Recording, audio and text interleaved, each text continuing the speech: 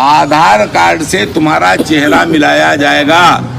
अगर तुम नकाब न खोलियो तो तुम्हारा वोट पड़ी नहीं बहिरंग वापस आई हो और 2-4 थप्पड़ पड़ी हैं अलग। इस चुनाव में सभी मुसलमान रंजीत बहादुर को अपना बाप मान करके और वोट देने। हेट स्पीच को लेकर अदालतें बहुत गंभीर हैं।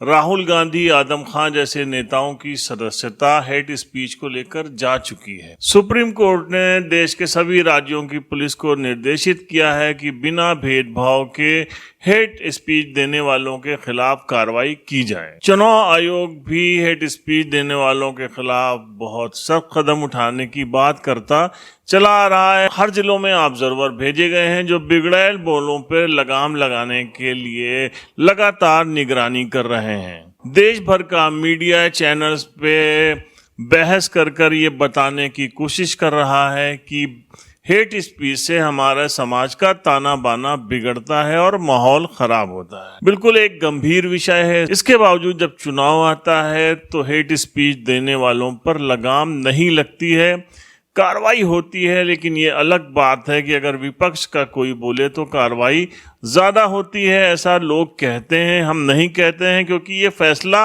आपके ऊपर निर्भर है। बाराबंकी के अंदर निकाय चुनाव हो रहा है। सबसे पहला किस्सा हम आपको बताते हैं। बाराबंकी जनपद की हैदरगढ़ की नगर पंचायत है। यहाँ से भाजपा की प्रत्याशी हैं पूजा दीक्षित।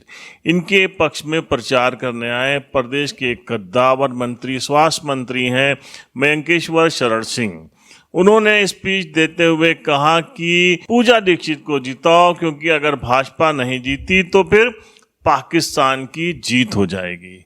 नगर पंचायत का चुनाव चल रहा है और जीत पाकिस्तान की हो जाएगी। संभव है कि आने वाले वक्त में हम लोग ये भी सुने कि जो प्रधान और बीडीसी का चुनाव हो रहा है, इसमें अगर सत्ता पक्ष का जो है प्रत्याशी नहीं जीता तो फिर पाकिस्तान की जीत हो जाएगी।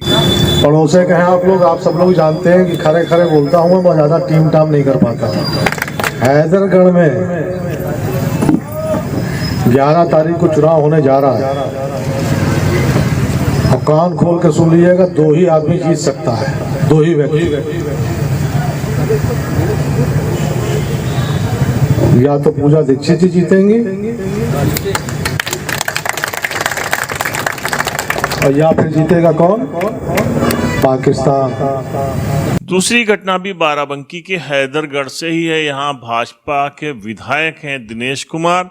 दिनेश कुमार अपने भाषण में कहते हैं कि भाजपा के प्रत्याशी को जिताओ, क्योंकि भाजपा का प्रत्याशी नहीं जीता तो दूसरा प्रत्याशी कसाई है, वो कसाई जीत जाएगा। कसाई यानी कि सपा ने जिस प्रत्याशी को उतारा है उसको विधायक जी कसाई बता रहे हैं। क्योंकि एक तरफ हिंदुओं की पूजा का प्रतीक खुद पूजा दीक्षित है और कमल का फूल है, और दूसरी तरफ हमेशा हिंदुओं की आस्था को छिड़ करने वाला कसाई हमारे आपके सामने चुनाव लड़ रहा है।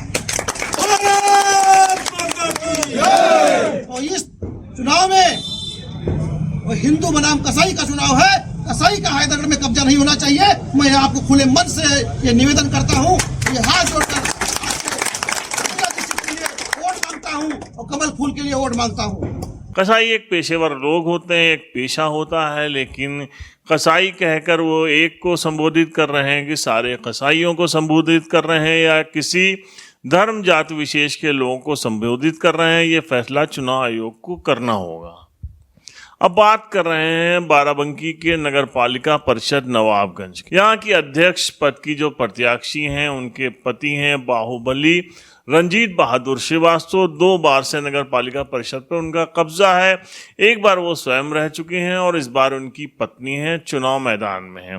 रंजीत बहादुर श्रीवास्तव जब भाषण देने के लिए खड़े होते हैं तो सीधे तौर पर मुस्लिम समाज के ऊपर अटैक करते हुए कहते हैं कि आप लोग एक बात समझ लीजिए, जो हमारी सरकार योजनाएं दे रही है, अगर इस बार नगर पालिका में हम हारे तो सरकार की सारी योजनाएं मुसलमानों के लिए बंद कर दी जाएंगी।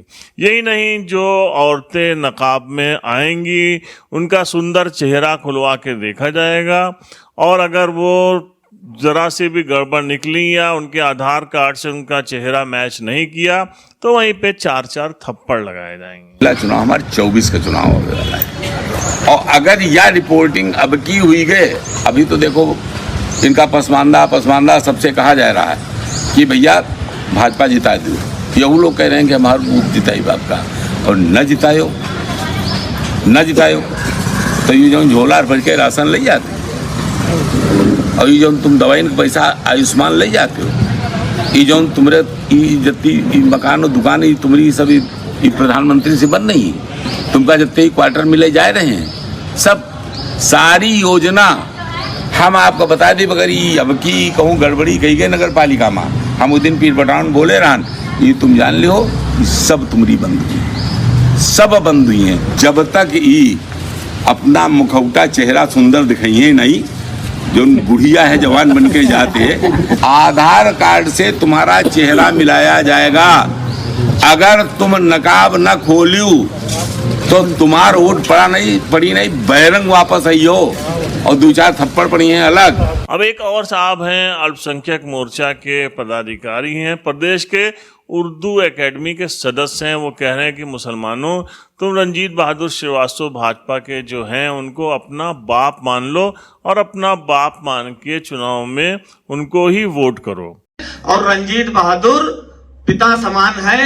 अगर मान लीजिए गुस्से में बाप कोई डांट देता है तो बाप से रूठा नहीं जाता है, बाप का सम्मान किया जाता है। और इस चुनाव में सभी मुसलमान रंजीत बहादुर को अपना बाप मान करके और वोट देने। इस तरीके के बोल हमको सुनने में मिलते हैं, वीडियोस चल रहे हैं, वायरल हो रहे हैं, लेकिन चुनाव आयोग क्योंकि चुनाव में बहुत ज़्यादा व्यस्त है, संभवतः उन तक ये बातें अभी तक नहीं पहुंच पाई हों और सोशल मीडिया पे ही तैर रही हों। खैर, हो सकता है एक्शन ले भी चुनाव के बाद या चुनाव के दौरान। यह चीज़ देखना एक दिलचस्प होगा।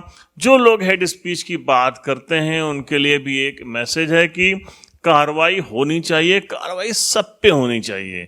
जो किसी को अपराधी बोल रहे हैं या किसी को माफिया कह रहे हैं, उन सब की बातों को संज्ञान में लेना चाहिए और कार्रवाई ज़रूर होनी चाहिए। फिलहाल ये कुछ वीडियोस से जो आपके सामने पेश किए हमने, अगर इस तरीके की बातों पे लगाम लगा कार्रवाई होगी तो वो भी हम आपके सामने जल्द लेके आएंगे। तब तक के लिए देखते रहिए the break point news. Parvez Ahmad.